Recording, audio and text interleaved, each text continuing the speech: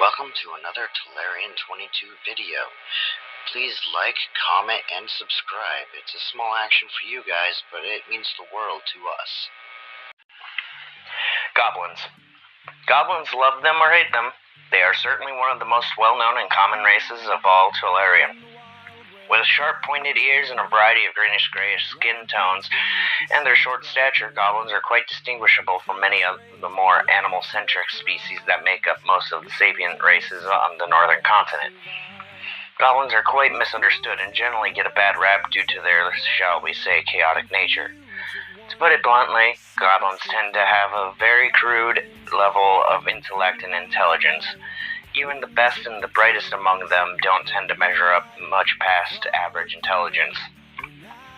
They can be very impulsive and typically act without giving it much thought, always taking about what they believe to be the easiest or the funniest path towards their objective.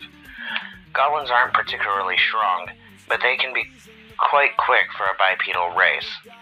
What they lack in, well, most things, they make up for in sheer determination. Goblins are fearless, and whether that's due to their inherent nature or a lack of intelligence is yet to be agreed upon by the scientific community. It's definitely a lack of intelligence. Either way, they will jump headfirst, sometimes literally, into danger at the drop of a hat. While goblins certainly aren't as lawful or driven by desire towards the betterment of their society or community like other races, such as Egalians or Hyphelines, they do have a very strong tribe-like mentality. You know the old adage that two heads are better than one? Well, try dozens. Goblins tend to swear by that and believe any problem can be solved with a few more goblins. To them, there could never be such a thing as too many cooks in the kitchen. Goblins definitely work best as a unified force, whether that be with other goblins or people they trust. I've seen an Ursite use a goblin as an impromptu weapon, and the goblin wasn't even that upset because it worked. Goblins will more than willingly throw their lives away if they believe in the fight at hand. Though most of you probably know this, but I've neglected to mention it up to this point, but most of the tribes of goblins are extremely hostile to non-all goblins who will attack on sight. Most Tellurian societies and villages will send out militias or adventuring groups for hire to exterminate these particular goblin camps.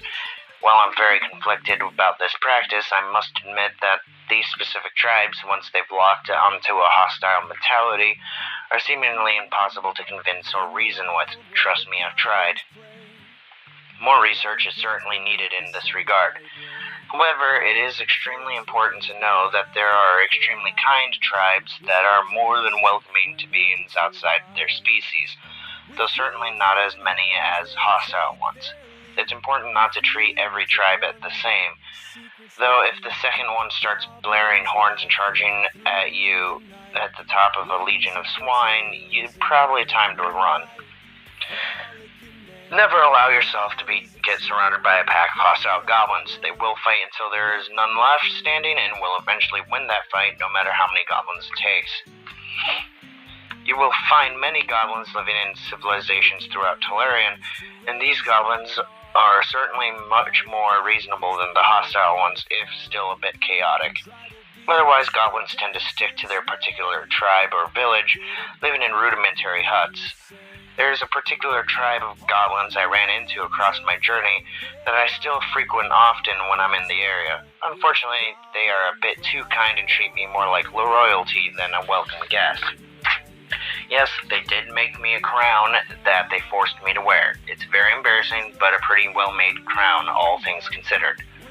Goblin villages tend to range from small to medium size, never reaching a larger population than a couple thousand.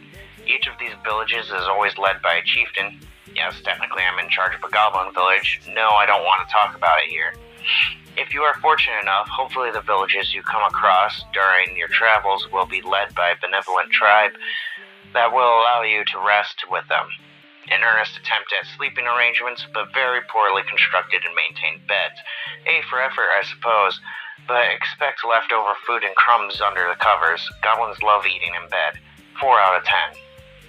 I think goblins tend to get a bad rap mostly because of this tribal mentality, but it's important to note that they aren't all crazy lunatics. Many of them are perfectly capable, if a bit crazed, semi-functioning members of society.